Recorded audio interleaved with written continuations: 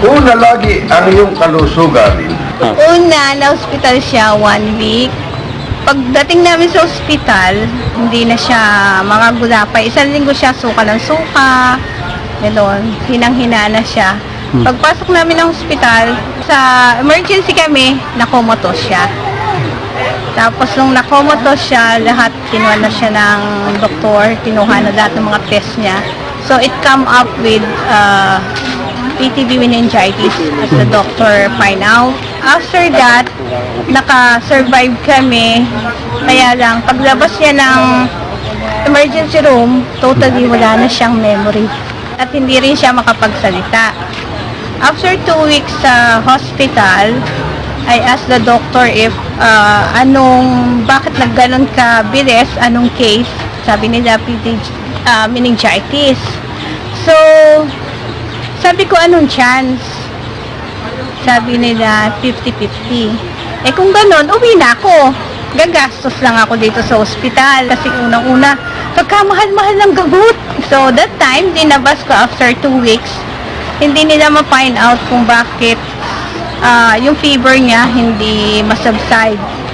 Pasok namin sa medical city naman, naman siya, na-paralyze siya, na-stroke siya.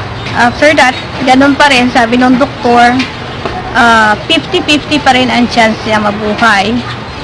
Tapos nung sabi ko, Dok, ano ba ang remedy pa? Ano pa ba ang paraan? Sabi niya, wala na. Sabi niya ganon. Lahat ng gamot niya is for lifetime, kung mabubuhay man siya. At swerte na, pag 1 linggo siya ulit, sabi niya ganon. Unang punta namin sa herbal, sabi ko, ayoko na. Sabi ko, parang wala na akong chance. Nung trinay namin, after 1 week, nakabangon siya mag-isa. Na in 6 months, never siyang bumabangon na mag-isa.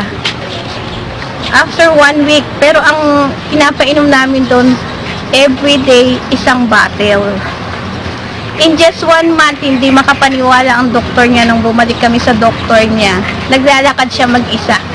In just 1 month, pinawasan ko lahat yung gamot niya. Sabi ng doktor niya, wag mong babawasan kasi mamamatay yung anak mo.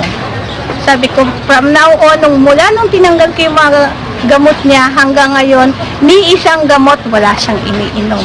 At hindi siya sinumpong ng kanyang scissor.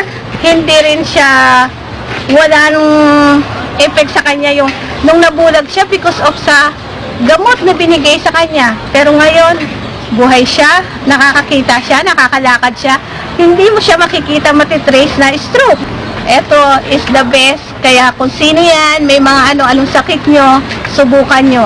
The best ang Ray Herbal. Actually, nung nasa hospital ako, hindi ko pa alam na iniinom ko pala yung Ray Herbal. Ang dami kong turok sa katawan, tapos meron pa ako sa labi.